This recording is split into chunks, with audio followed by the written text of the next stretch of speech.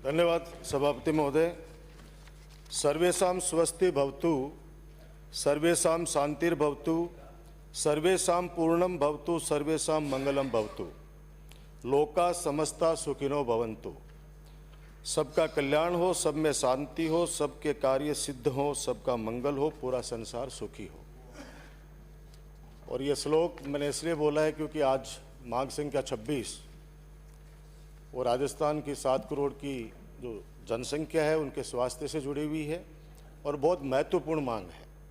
उस पर मुझे अपने विचार व्यक्त करने के लिए आपने समय दिया, मैं आपका धन्यवाद ज्ञापित करना चाहता हूँ। और ईश्वर से ये मंगल कामना करते हुए कि आज इस राजस्थान के सर्वोच्च सदन के अंदर हम लोग बैठे हैं एक ट्रस्टी के रूप में, और हम सब ट्रस्टियों के मुख्य ट्रस्टी हमारे सदन के नेता हमारे यशस्वी मुख्यमंत्री श्री अशोक गहलोत साहब, जिन्होंने चिकित्सा से लेकर हर विभागों के अंदर इस बजट में जो घोषणाएं की हैं जल कल्याणकारी, मैं जहाँ तक समझता हूँ कि मेरी शुभकामनाओं के साथ, और वो भी इस रूप में आभार व्यक्त करना चाहता हूँ कि राजस्थान की जनता, आपने देखा होगा कि मुख्यमंत्री जी के आवास पर 36 कौम की जनता, कर्मचारी वर्ग से जुड़े हुए सभी संगठन किस प्रकार से धन्यवाद ज्ञापित करने के लिए माननीय मुख्यमंत्री जी के यहाँ पे आ रहे हैं। ये इस बात को दर्शाता है कि राजस्थान की जनता माननीय मुख्यमंत्री जी की बातों पर कितना भरोसा करती है। माननीय सभापति महोदय, हमारे मुख्यमंत्री जी का और हमारी सरकार का नारा है निरोगी राजस्थान, खुशहाल राजस्थान।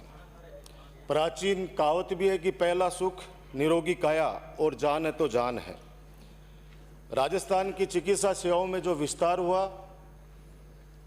ये किसी से छुपा हुआ नहीं है। राजस्थान की जनता भूल नहीं सकती इस बात को, चाहे हमने जितने अस्पताल खोले हों, सीएससी खोली हो, पीएससी खोली हो, उपस्वास्थ्य रिकॉर्ड उपस्वास्थ्य केंद्र, निःशुल्क दवा योजना हो, निःशुल्क जांच योजना हो, घातक बीमारियों के बचाव के लिए योजनाओं का विस्तार हो, medical college, nursing college, Ayurveda एवं योग कॉलेज खोलने से संबंधित सभी चिकित्सा क्षेत्र में जनोपयोगी कार्यक्रम प्रारंभ किए और लगातार उन्हें बढ़ाने का कार्य किया। माननीय सभापति महोदय, अभी आप जा रहे हैं भाई साहब, अभी माननीय चिकित्सा मंत्री जी भी 3 साल पहले थे, 3 साल भी हो गए शायद, 3 साल पहले थे, और 3 साल पहले इन्होंने चिकित्सा विभाग को इतना शानदार राजस्थान के अंदर, यानी ऐसा राम राज्य ला रखा था, राम लाल का नहीं, राम राज्य ला रखा था। राम जी को, राम को ही भूल गए। अभी तो आप लोग नारे लगा रहे थे, राम राज्य था कि उस समय सारे पद भरे हुए थे, सारी जांचें चल रही थी, सारे अस्पताल फुल थे, और हमारे आने के बाद के अंदर वो पद भी समाप्त हो गए और वो पद पे जो लोग काम कर रहे थे वो भी छोड़ के भाग गए। सुझाव वो व्यक्ति दे रहे हैं जिन्होंने 5 साल चिकित्सा मंत्री की जिम्मेदारी संभाली है। ताज्जुब होता है जब वो अपने मुखारविंद से कह रहे हैं कि मेडिकल कॉलेज 2007 थी, 13 से पहले। अरे साहब, मनमोहन सिंह जी ने, आप उठा लो, ये तो सारा डॉक्यूमेंट्स में है, आजकल तो बटन दबाओगे सब कुछ चीज़ें आ जाएंगी।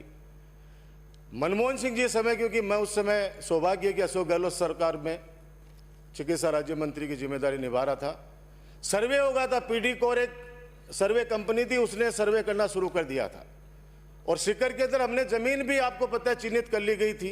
वो बाद में वो कॉलेज कहाँ गई, हालांकि हम तो चाहते थे कि चूरू में भी खोले, झुंझुनू में भी खुले, सीकर में भी खुले, लेकिन चलो आपको मौका मिला और आप उसको लेकर दौड़ पड़े वहाँ पे। कोई बात नहीं, आदमी का समय समय की बात होती है। रख रखाव की बात करें, 2 करोड़ रुपए एसएमएस के अंदर बढ़ा दो, किसने बढ़ाए? उस समय की आप हालत सोचिए कि हालत ऐसी थी कि एसएमएस के अंदर कोई पेशेंट अगर 70% बीमार जा रहा है तो वो 100% तो बाहर अंदर घुसते घुसते बेड तक पूछते हो जाता। हम लोगों ने कितनी सफाई की व्यवस्था करी, खुद हमने रात भर जग के वहाँ पे मॉनिटरिंग की। आज वो डेपुटेशन की बात कर रहे हैं, हमारे चिकित्सा मंत्री जी की भावनाओं को भड़का रहे हैं। वैसे प्रसादी लाल जी मीणा हमारे चिकित्सा मंत्री जी एक ऐसा दिमाग बना के बैठे हैं, और उल्टा वो खुद समझते हैं इस बात को। मुझे आज भी याद है कि जब वो चिकित्सा मंत्री जी थे माननीय सभापति महोदय, उनके ऑफिस में गया मैं, उनके कार्यालय के अंदर, और मैंने ये कहा कि यहाँ पे 7 डॉक्टर काम कर रहे थे, ये यहाँ से 6 आपने कैसे उठा लिए वहां से। तो वो खुद भी बोल रहे थे उस समय कि अब क्या करें, दबाव है, सारे आईएएस जयपुर में बैठते हैं, सारे उद्योगपति जयपुर में बैठते हैं, सारे नेता यहाँ पे बैठते हैं, तो मैं क्या कर सकता हूँ। और आज वो ज्ञान दे रहे हैं। उनका ज्ञान सुनकर ताजुब हुआ मुझे, उनका ज्ञान सुनकर मुझे ताजुब हुआ। और आज एक नई चीज और बोली उन्होंने, आज एक बात और बोली कि ये एमओज का पैसा क्यों नहीं बढ़ा दे, पैकेज क्यों नहीं बढ़ा दे। माननीय सभापति महोदय, 16,000 रुपए के अंदर हमारा वो काम करता था, जो 2008 से पहले 16,000 रुपए में मात्र। मैं धन्यवाद देना चाहूंगा हमारे मुख्यमंत्री जी को और तत्कालीन चिकित्सा मंत्री जो मेरे कैबिनेट मंत्री थे दुरू मियां जी को, कि हमारे एक रिक्वेस्ट के ऊपर 30,000 रुपए उन एमओज के किए गए। पहली बार 30,000 रुपए। हमें पता था कि 16,000 के अंदर हमारा एमबीबीएस किया हुआ डॉक्टर कैसे गांव के अंदर अपनी सेवाएं दे सकता है। आपने 5 साल में 1 रुपया बढ़ाया क्या उनका? 1 रुपया भी नहीं बढ़ाया। आज वो पैकेज बढ़ाने की बात कर रहे हैं। एक भी उपलब्धि नहीं बताई इन्होंने। अभी शुरुआत की है भारतीय जनता पार्टी की तरफ से बोलने की, एक उपलब्धि नहीं बताई। और उपलब्धि थी भी नहीं तो बता भी क्या सकते थे। एक उपलब्धि मुझे जरूर ध्यान में है, एक उपलब्धि मुझे ध्यान में है कि हमारी मुख्यमंत्री निःशुल्क दवा योजना, उसका नाम जरूर उन्होंने चेंज किया भामाशाह योजना, ताकि उस योजना का नाम चेंज किया जो पूरे देश के अंदर नहीं देश के बाहर भी लोगों ने तारीफ करी, उसको सराहा। अभी बात मशीनों की कर रहे थे कि बहुत सारी मशीनें हैं जो वहां पे धूल फांक रही हैं, उनको यूज नहीं आ रहा, कमीशन का खेल होता है। मैं जहां तक समझता हूं कि जितनी स्टडी हमारे माननीय सदस्य मालवीय नगर आने वालों ने की रखी है इस मामले पर, बे लगा लो भाई साहब, बे लगा लो, क्योंकि वन साइडेड वन वे है, थालो मामलो मन पता है वन वे है। सर सभापति महोदय, अब ये बोल तो गए लेकिन ये सुनेंगे नहीं, क्योंकि वन वे मामला है इनका। इनको कहिए प्लीज, हाथ जोड़ के विनती है, हाँ दोनों तरफ लगा ले। धन्यवाद धन्यवाद धन्यवाद साहब। तो इनके बारे में इनसे ज्यादा कोई नहीं जान सकता कमीशन का खेला। मैं जहां तक समझता हूं कि वो मशीनें क्यों बेकार पड़ी हैं, क्यों नहीं पड़ी हैं, आप सब समझते हो। लेकिन हाथ जोड़ के विनती है कि 3 साल पहले जिस महकमे को आपने चलाया और जो महकमा 2013 में हम छोड़ के गए थे आपके पास में, उसके बाद की आपकी सरकार ने चिकित्सा विभाग का बट्टा बैठाने का काम किया, इसके अलावा कुछ नहीं किया। माननीय सभापति महोदय, माननीय सदस्य, मुख्यमंत्री चिरंजीवी योजना, माननीय सदस्य, आप उन्हें इनवाइट नहीं करें, आसन को संबोधित करें। और मैं आपसे सभी से आग्रह करता हूं, माननीय अध्यक्ष महोदय ने जो निर्देश दिए वो माननीय नेता प्रतिपक्ष से इनसे सबसे वार्ता करके दिया है। अब आप यदि बीच में इस तरह से इंटरवीन करेंगे तो जो बोलने वाले वक्ता बैठे हैं, जिनको मात्र 7-7 मिनट दिया जा रहा है, उन्हें तकलीफ नहीं होगी क्या? आप तो जो है टूरिस्ट आते हैं यहाँ पे, मैं आपसे मुखातिब हूँ बिराजी, आप एज टूरिस्ट आते हैं यहाँ पर, बोलेर गए, ये लोग सुबह से आकर के शाम तक बैठते हैं, इनका क्या होगा भाई? मैं कतई अलाउ नहीं करूंगा। और मेरी आप सभी से रिक्वेस्ट है, कृपया इंटरव्यू नहीं करें और समय का ध्यान रखें। जो वक्ता बोलने के लिए सुबह से शाम तक यहाँ पे बैठे रहते हैं, उनका सम्मान करें। वो नए वक्ता आए हुए, नए जो है विधायक बने, तो उनको आप कुछ सीखने तो दें। आप, मैं आपसे मुखातिब हूँ, आप दोनों से कृपया इंटरव्यू नहीं करेंगे, दोनों के दोनों। हाँ, उनको कह दिया, आप उनको इनवाइट मत करिए, आप आसन को संबोधित करिए। सभापति महोदय, हम कब किसी को इनवाइट कर रहे हैं? जब वो बोल रहे थे हम तो कुछ नहीं बोले, चुपचाप सुन रहे थे। हमारा तो पूरा हम सब बैठे थे चुपचाप, एक सामान्य स्टूडेंट की तरह सुन रहे थे।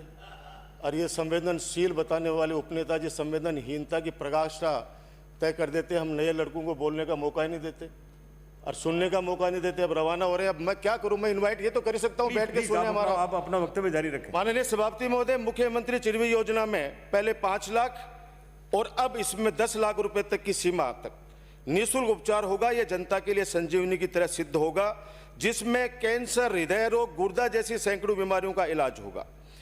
कृषि बजट में भी औषधीय खेती व जैविक खेती को माननीय मुख्यमंत्री जी ने ऐतिहासिक प्रोत्साहन देने की घोषणा की है।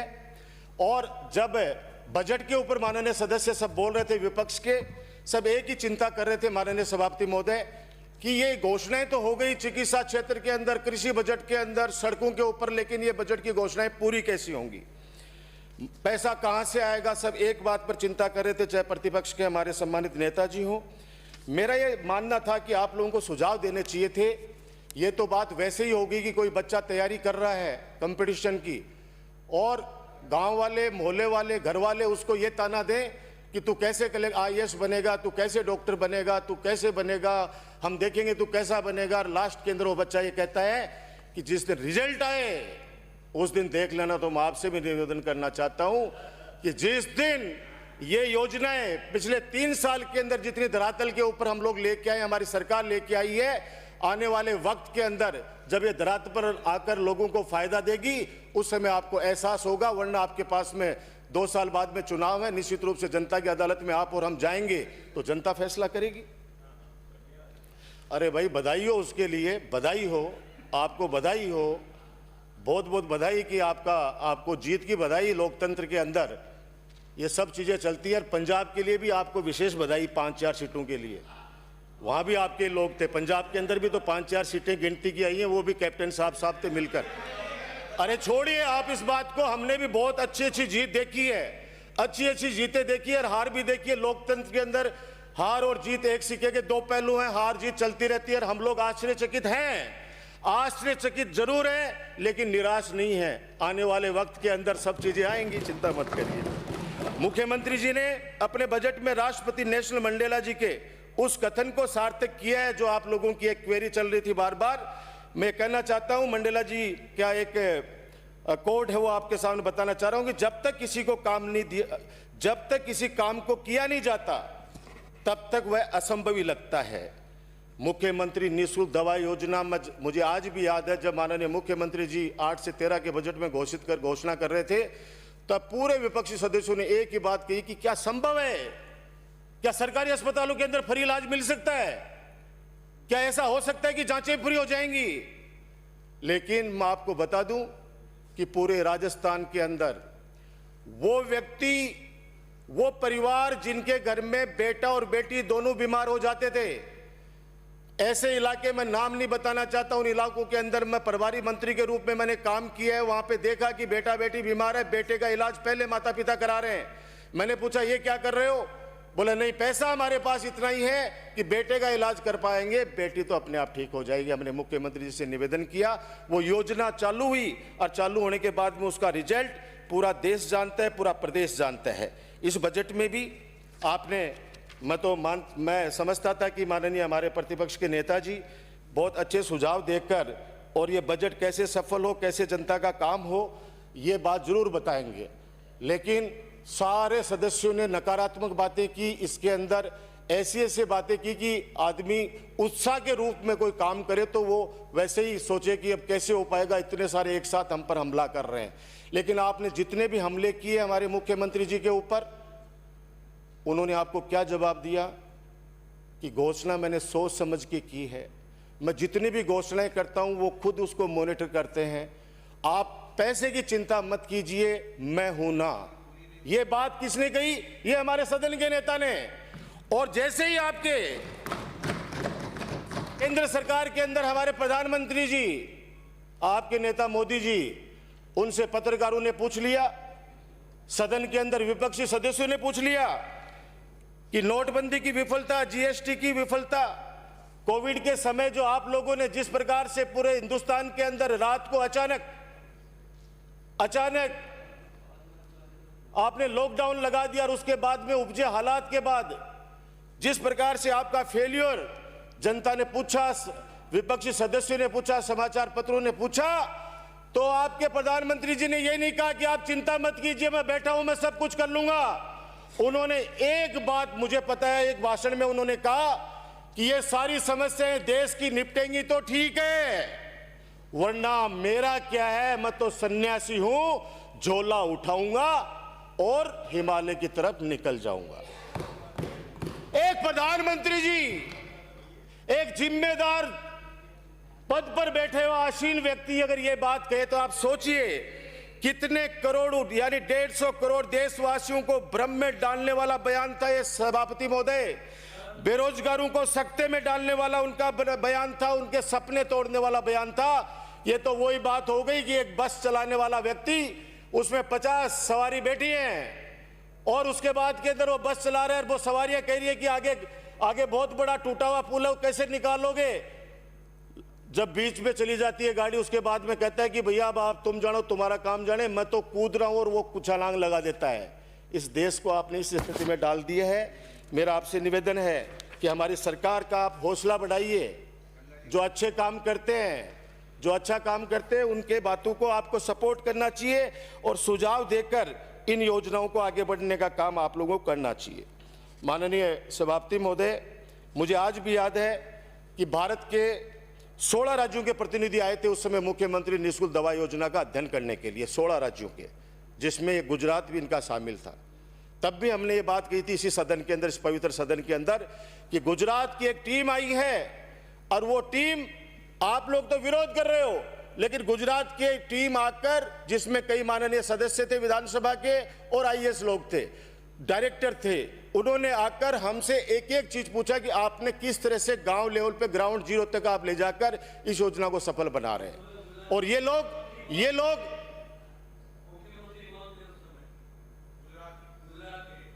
अब गुजरात को मुख्यमंत्री मन तो टाइम पर तो भाई, हाँ, नरेंद्र मोदी जी थे। मैं अब क्या है कि अब वो बातें बहुत टाइम की हो गई अब। और हिंदुस्तान से तो लोग आए। अमेरिका के पूर्व राष्ट्रपति बराक ओबामा के सलाहकार पैट्रिक कोसार्ड भी निःशुल्क दवा योजना की जानकारी लेने के लिए हमारे जयपुर के बस्सी आए। उन्होंने भी प्लानिंग देखी और इस योजना को सराहा। माननीय सभापति महोदय, चिरंजीवी योजना और पुरानी पेंशन बहाली, चिकित्सा विभाग के बहुत सारे कर्मचारी इससे लाभान्वित हो रहे हैं। खुशी की लहर है कर्मचारियों के अंदर। एक सीएमआर के अंदर तो एक महिला बैठी थी कर्मचारी, उसने कहा कि हमें बुढ़ापे की लाठी दे दी है। चिकित्सा विभाग से जुड़ी हुई वो महिला थी। आप सोचिए, अगर उनको इतना विश्वास मिल जाए सरकार की तरफ से कि आप चिंता मत करो, आप जो जनता के प्रति आपकी जो जवाबदेही है, जो काम है, उसको करते जाइए, सरकार आपके भविष्य का, आपके परिवार का ख्याल रखेगी। ऐसी योजना को वापस बहाली करके इस प्रदेश की जनता को, प्रदेश के उन लाखों कर्मचारियों को माननीय मुख्यमंत्री जी ने संबल प्रदान किया है। माननीय सभापति महोदय, पूर्व चिकित्सा मंत्री जी बैठे हैं। चिकित्सा के क्षेत्र में हमने जो सुधार किए थे 8 से 13 में और 13 से 18 के अंदर आपने किस कदर उन सुधारों को खराब किया, वो आपके सामने बताना चाहता हूं। सिर्फ तीन चीजें बताना चाह रहा हूं। सीएससी, पीएससी और उप स्वास्थ्य केंद्र, हमने कितना बड़ा गांव-गांव तक हॉस्पिटल खोले, उन अस्पतालों का एक भवन भी नहीं बना पाए। हमने भर्तियां निकाली थी उसमें 45,000 की, वो भर्तियां भी आप लोग कटौती कर करके उनको खत्म कर दिया। और उस समय आपके 2008-9 में जब आपका कार्यकाल था, उस समय सीएससी 367 थी माननीय सभापति महोदय पूरे राजस्थान में, और हमने उसको बढ़ाकर 563 किया, 563। और इन्होंने पूरे 5 साल में 563 को बढ़ाकर 606 किया, यानी मात्र 43 आप लोग सीएससी खोल पाए पूरे राजस्थान में। और ऐसे पीएससी 1503 थी 2008 में, हमने उसको बढ़ाकर किया 2081, यानी 578 खोली 5 साल के अंदर। और इन्होंने 13 से 18 में मात्र 9 पीएससी खोली है। माननीय मालवीय के आने वाले सदस्य साहब, मात्र 9 आंकड़े आप स्वास्थ्य विभाग से लाऊंगा और कहीं से लाऊंगा? अरे भाई, ये तो आप लोग बोलोगे उस समय सही रख देना, हम अगर मिथ्या बोल रहे हैं तो हम माफी मांग लेंगे। हम तो लाए तो उसी वेबसाइट से हैं, कहीं अलग से तो लाए नहीं है।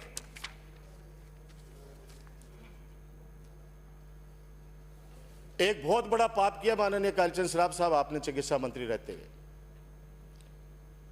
माननीय प्रतिपक्ष नेताजी, अरे लांछन इसलिए कहना चाहता हूं कि चिकित्सा विभाग के हमारे पीएससी, सीएससी आपने पीपीपी मोड पे दिए या नहीं दिए, बता दीजिए आप। पीपीपी मॉडल पे दिए माननीय सभापति महोदय इन्होंने, और आपको ध्यान है कि उस समय हम लोग मात्र 21-22 लोग ही बैठे थे विपक्ष के अंदर, 163 लोग थे इधर।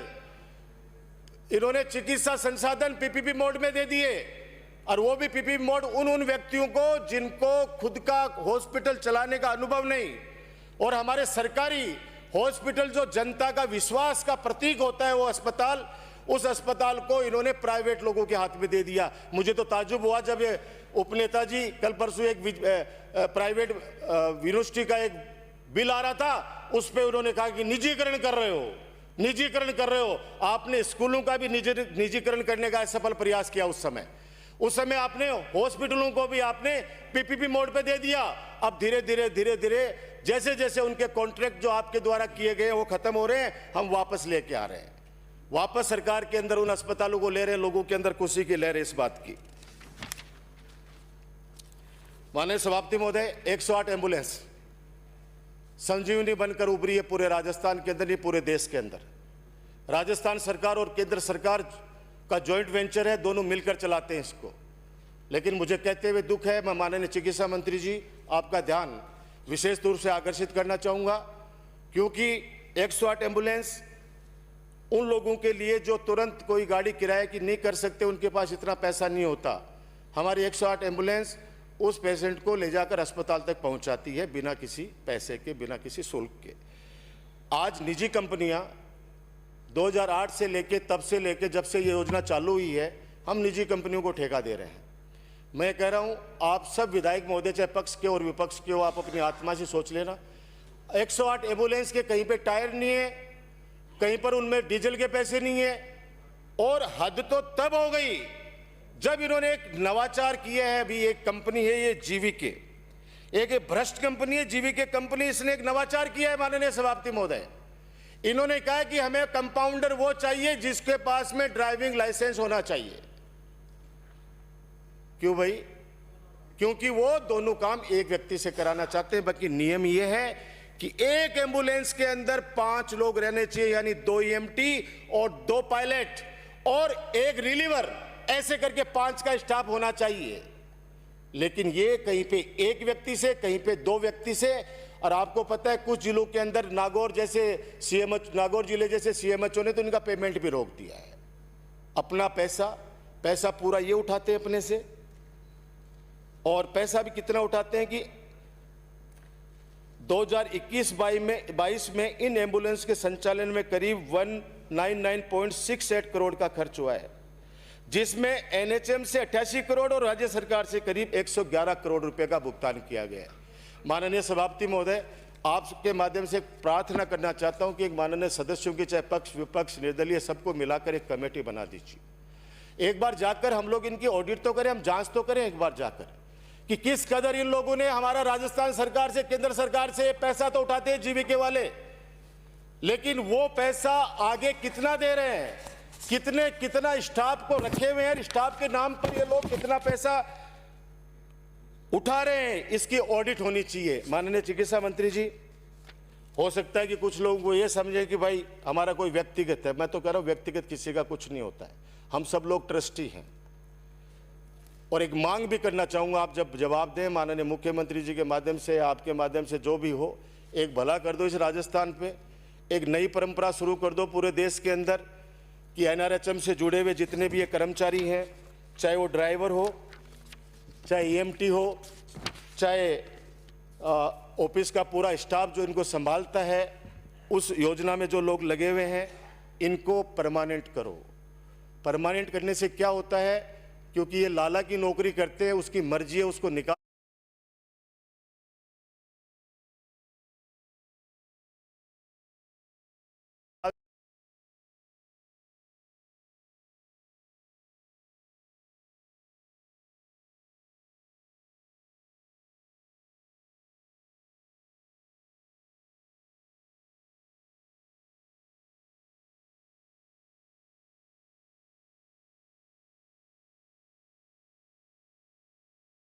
किस कदर से टायर उठा ले जाते हैं, डीजल ले जाते हैं निकाल के उसमें से।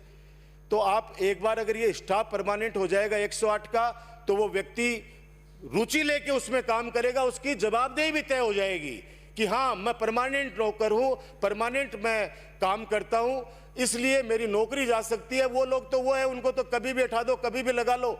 इसलिए मेरी आपसे मांग है कि 108 एम्बुलेंस के अंदर जितने भी ये स्टाफिंग में जितने भी वर्ग हैं उन सबको परमानेंट करने की एक चिट्ठी केंद्र सरकार को जानी चाहिए। वरना केंद्र सरकार से ये भी निवेदन करना चाहिए कि ये सब राज्यों को सौंप दे, तो राज्य अपने अपने स्तर के ऊपर ये एम्बुलेंस को चलाना चाहिए। ये मेरा आपको निवेदन है।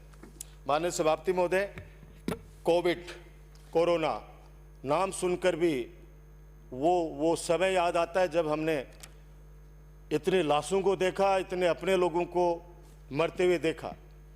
वो समय कोरोना का नाम सुनते ही एक शरीर में अलग से डर, कंपन सा महसूस होता है। पिछले 2 वर्षों में एक भयानक रूप देखा है कोविड का। हम लोगों ने आम जनता के कष्ट को अनुभव किया है, उनकी वेदनाओं को समझा है। कुछ परिवारों ने अपने प्रियजन खोए, बहुत से परिवारों ने आजीविका खो दी।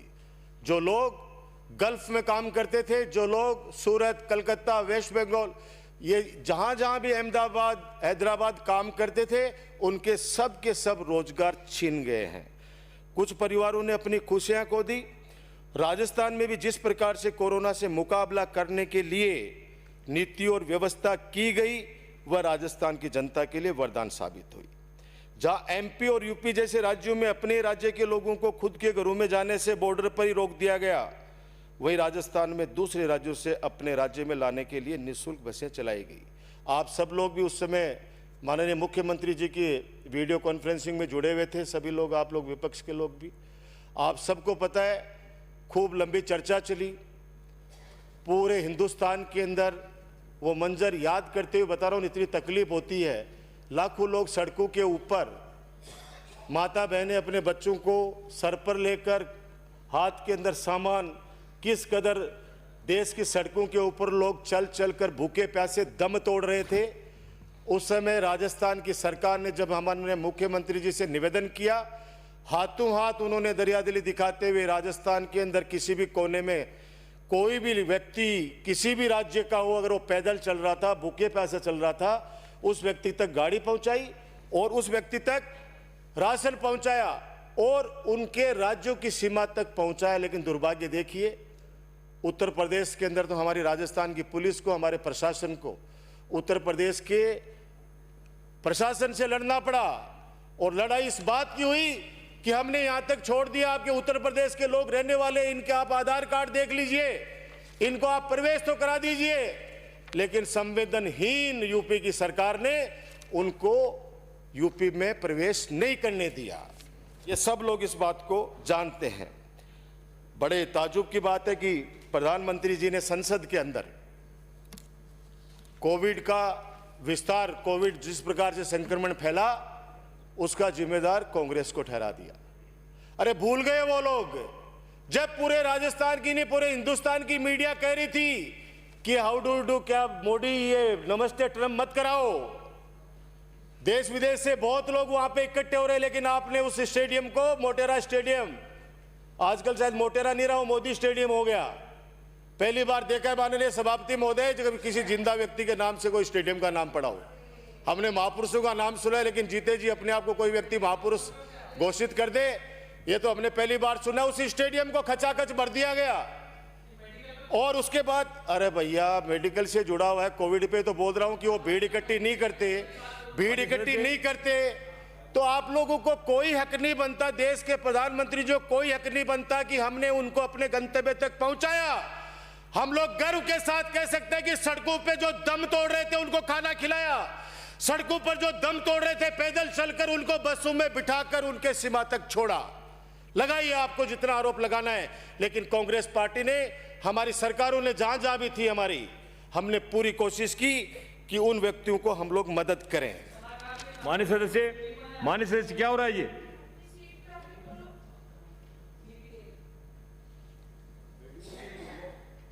कृपया शांत रहे। माननीय चिकित्सा मंत्री जी, आपसे 2-3 मांग करना चाहूंगा। एक तो नवनियुक्त जो आयुर्वेद चिकित्सा अधिकारी हैं, उनके परीक्षा काल की असमानता को दूर करें, क्योंकि अपने, मेरे को याद है 8 से 13 में हम लोगों ने 1 साल MBBS के बराबर, क्योंकि BM कोर्स भी को लगते हैं, तो जब MBBS में 1 वर्ष का है इनका परिवीक्षा काल, तो इनका 2 वर्ष कर दिया गया है। तो मेरा निवेदन है कि ये 1 वर्ष ही वापस किया जाए ताकि उनको फ़ायदा मिले, क्योंकि आयुर्वेद को बढ़ावा देने के लिए हमारी सरकार खूब काम करती है। और जो गौ माता का आयुर्वेद का नाम लेकर, आप सबको पता है कि वो किस तरह की बात करते हैं, लेकिन आयुर्वेद को जिंदा रखना है हमें, ये आपको मेरा निवेदन है। ऐसे ही होम्योपैथी विभाग से भेजे गए, होम्योपैथी विभाग ने 656 पदों को सृजित करने का एक पत्र लिखा है आपको। निवेदन है आपसे कि वर्षों से संविदा के ऊपर होम्योपैथी चिकित्सक अपने यहाँ काम कर रहे हैं, उन व्यक्तियों को नियमित करें। वो 571 की संख्या है। टोटल पद 656 विभाग ने अपनी आवश्यकता बताई है, तो मुझे उम्मीद है कि आप इसको गंभीरता से विचार करेंगे। तीसरा, एक मांग और है कि जिस प्रकार से पूरे राजस्थान के अंदर पंचायत हेडक्वार्टर पर या जितनी भी 10वीं स्कूलें थी उनको हमने 12वीं तक किया है, तो मैं मांग करूंगा माननीय मुख्यमंत्री जी से, आपके माध्यम से चिकित्सा मंत्री जी, कि हर पंचायत हेडक्वार्टर पर PSC यानी जो सब सेंटर है उसको PSC के अंदर क्रमोन्नत कर दिया जाए, ताकि लोगों को इलाज सुलभ हो सके। एक बड़ा ऐतिहासिक फैसला हो जाएगा प्रत्येक हेडक्वार्टर पर, क्योंकि 2011 की जनसंख्या से हम लोग तुलना कर रहे हैं, उसके बाद कोई जनगणना हुई नहीं है। तो अगर आज की देखा जाए तो कितनी जनसंख्या के अंदर बढ़ोतरी हो गई है। तो ग्राम पंचायत पर, हेडक्वार्टर पर अगर PSC खोल दी जाए तो उसका बहुत फायदा मिलेगा। माननीय सभापति महोदय, इस बार सदन में और सदन के बाहर यानी पूरे प्रदेश में एक बात की चर्चा रही इस बजट के बाद, और वो भी नॉन इश्यू को इश्यू बनाया गया। नॉन इश्यू को इश्यू बनाया गया, और वो नॉन इश्यू क्या था? Mobile phone. चर्चा होनी तो ये चाहिए थी कि करोड़ों महिलाएं जो चिरंजीवी योजना से जुड़ी हुई हैं उनको हमारी सरकार ने मोबाइल दिए हैं, और जैसे कि परंपरा है माननीय विधायकों को भी मोबाइल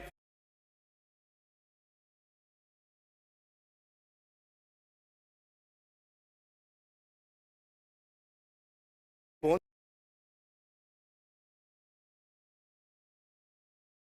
दिए गए। और जब घोषणा कर रहे थे माननीय मुख्यमंत्री जी, उस समय विपक्ष के साथी सब मेज को थपथपा रहे थे।